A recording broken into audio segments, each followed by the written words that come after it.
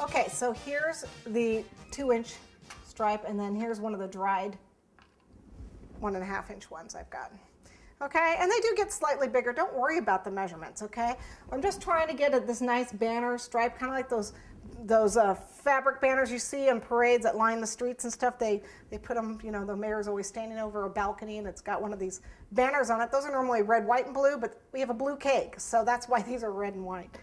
And of course, you know, you can use this technique for any colors you want. You can do it. Well, it's very Christmassy, red and white. Okay, let's get our mold out of the freezer. And they don't pop out. I wish they did.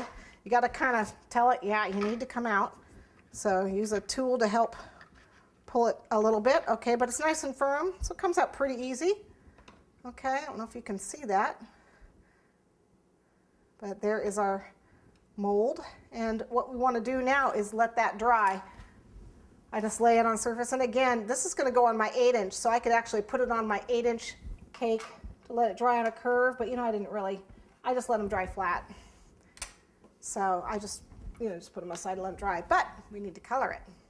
So let me grab my one I have dried. This was an Air Force one that I have that's already dry. See, I just dried them flat. There's a couple different ways you can color these. One is to use the, get that out of the way. One is to use the vodka and your gel food colors and paint them, which works pretty good until you get to these little itty bitty letters, then it gets kind of tough.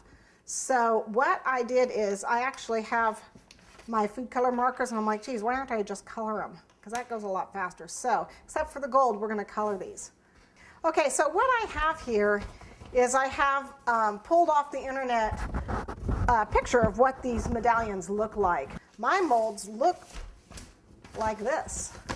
And I was able to find these, you know, on the internet also. So there's all different types of medallions and crests and seals that they use. So whatever your mold is that you get, these are the only molds I know of, you will be able to find pictures for colors to follow. Or ask your favorite military person. Okay. So but I've got the Air Force one right here. And this one actually says United States Air Force, and this actually says Department. I don't know what it says. Department. I think it says Department of the Air Force. I can't read it. It's too small. Well, I can't read what it says. But anyways, I'm going to ignore the words on here and just do what it has here. It's just easier on me.